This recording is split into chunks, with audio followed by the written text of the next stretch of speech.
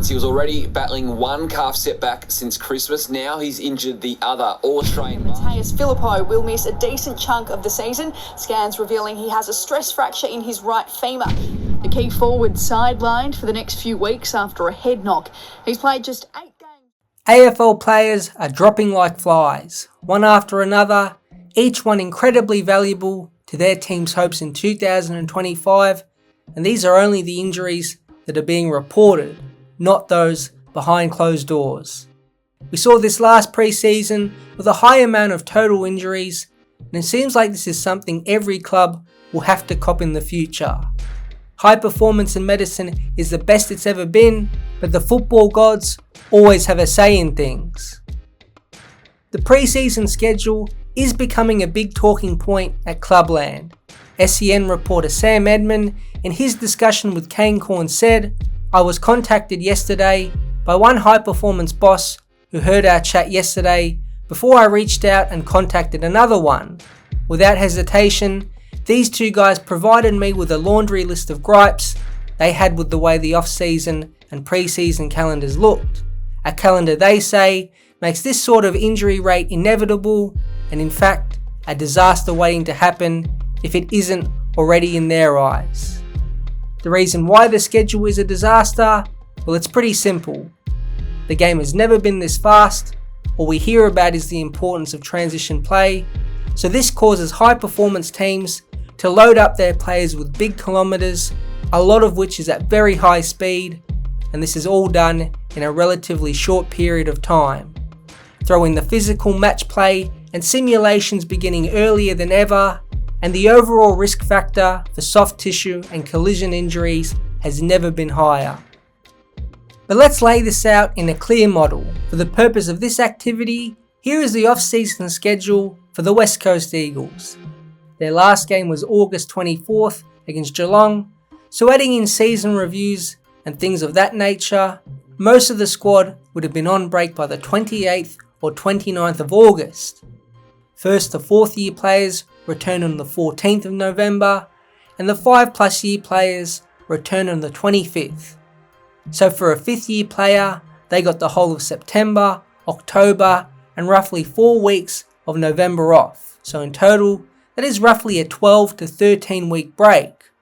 The whole squad then trained until mid-January, so that's about a 3-week block, before having another 3 weeks off for Christmas and the New Year. And here we are now, around a month into the 2025 pre-season. In total, 15 weeks off is a big break, and compared with only 3 weeks of club work for those 5+ year players, there is a significant workload drop-off. Now, players are asked to work out and run in their breaks, but clubs are not allowed to track this. It's up to you whether 13 to 15 weeks off is too much, just right, or perhaps not enough, but the sudden increase in load in January and February when players come back is not ideal. With the earliest practice games in mid-February, in total, most clubs have about 5 or 6 weeks of one full solid training block leading up to their first games. That's it.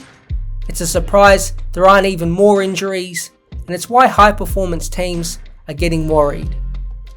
So what can be done right now? Well, nothing.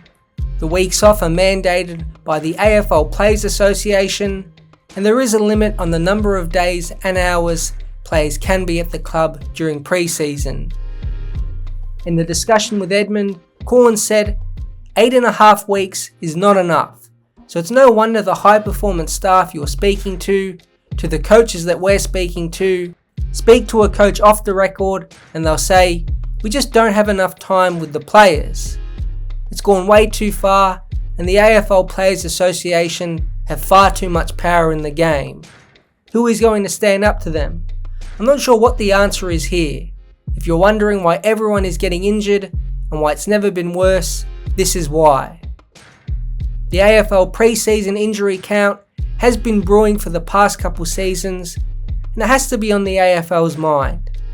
Now, would these injuries have happened even with an extra 2 weeks of training? Maybe, but it's all about risk factors and playing the percentages.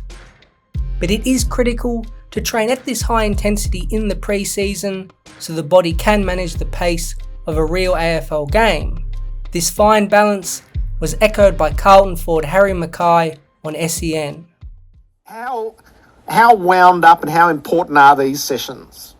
Yeah, it's a really good question. I think it's a fine line between, obviously, I think the narrative sometimes is, pre-season, you don't want to get injured and the risks attached with training at a really high level. But if you don't train at high intensity, you're so unready for games that your risk of injury goes up even more when the actual game starts. So you have to be trained at a really high level, and as a player... All of this has been discussed without mentioning teams that go deep into finals like Brisbane, who are only just beginning match play after having surgeries for many of their players and who need to get ready to start a week earlier with opening round. The solution to this growing concern? Well, it's actually up to the players. They, as a collective, control their own destiny in a few ways. Say nothing changes, or those individual programs that are mandatory across Christmas but can't actually be tracked become critical. Not running or running at a low intensity does no favours for an AFL player's body. Resilience is what is built up in the pre-season, and doing nothing for 3 weeks does no good to your body and again puts you at risk of getting hurt. This is an individual viewpoint. The only other solution that seems realistic is to train for a couple more weeks, maybe an extra week before Christmas and a week early start time for the November block of training. Will 2 weeks make a difference? It's hard to know without doing it, but say chopping down 15 weeks of holidays to 13 and preventing injuries all round by 10 to 20% across the league were the results, I think it would be worth it. But this is up to the Players Association. The AFL isn't starting later or shortening the season, so to be fair, there are time restrictions at every angle you look at. It's a painful watch and wait for everyone involved. Literally every day someone is getting hurt and no games have started. This isn't new and it did draw attention last pre-season, but momentum into a possible review of the off-season programs is growing. The AFL is a product, and to start the year with a bunch of good players out from most of the teams is not what anyone wants. Time is everything, and clubs and their players might not have enough of it to get ready for the longest season we have ever seen before.